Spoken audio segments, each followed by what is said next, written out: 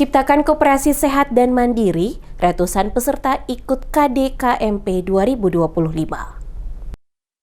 Pemerintah Kabupaten Maluku Tengah melalui Dinas Koperasi dan UKM memperkuat peran koperasi desa dan kelurahan Merah Putih dengan menggelar pelatihan peningkatan kapasitas pengurus KDKMP tahun 2025 di Kota Masohi. Kegiatan yang berlangsung dalam beberapa tahap dan angkatan dengan mengusung tema SDM dan Talenta Unggul Menuju Indonesia Emas 2045.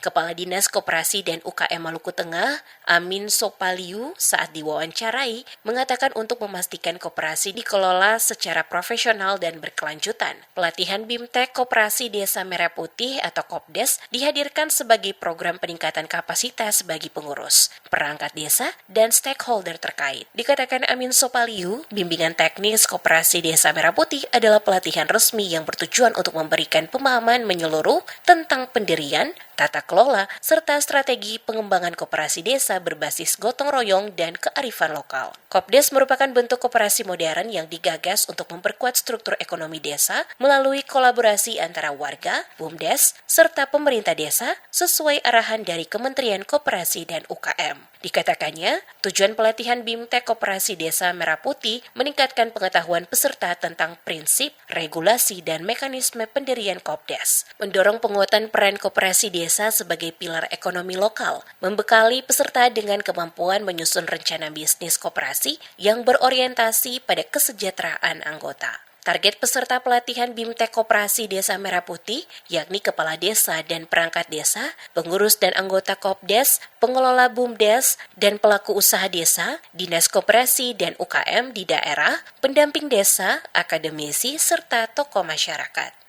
Pelatihan yang dilakukan ini itu pelatihan manajemen bagi pengurus koperasi ketika koperasi itu bisa beroperasi yang rencananya di bulan Maret itu berarti sudah ada sumber daya manusia bagi pengurus koperasi sehingga manajemen koperasi itu bisa berjalan dengan baik, insya Allah. Yang mengikuti pelatihan ini berapa banyak Pak untuk itu? Untuk sementara di angkatan pertama kedua ini ada 100 pengurus Kopdes, di antaranya ada bendahara dan ketuanya.